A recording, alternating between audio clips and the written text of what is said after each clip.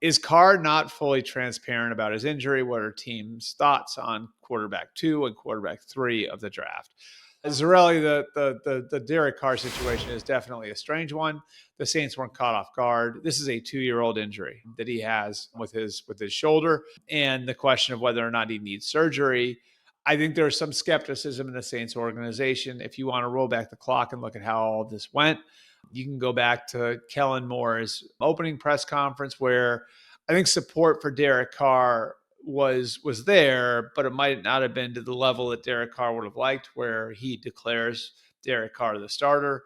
Carr went and looked for a raise. Then there was some question of whether or not he was going to be traded. Did he put in a trade request ahead of the start of the league year? Then the Saints executed the conversion, converting his base salary into a signing bonus, which basically locked him in with the team.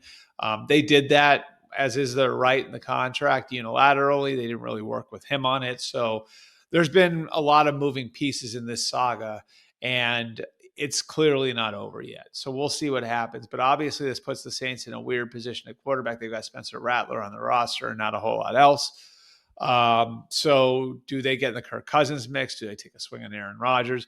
I don't think they're going to panic at quarterback, but one quarterback they've done a lot of work on, I mentioned this in the Breer Report the other day, was Jackson Dart. As for where teams are at with quarterback 2 and quarterback 3, I'd say there's a big range of outcomes here.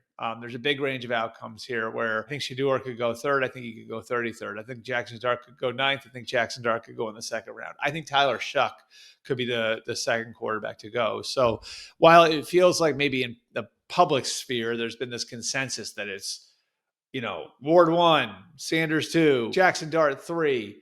And then, we'll see after that. I don't think I don't think that there's an overwhelming consensus of that when it comes to how NFL teams look at this. I think there are a lot of different answers. If you asked a lot of different teams who's the second best quarterback and third best quarterback in this draft, which I think is going to add to the fun of next Thursday and Friday and seeing where all these guys go.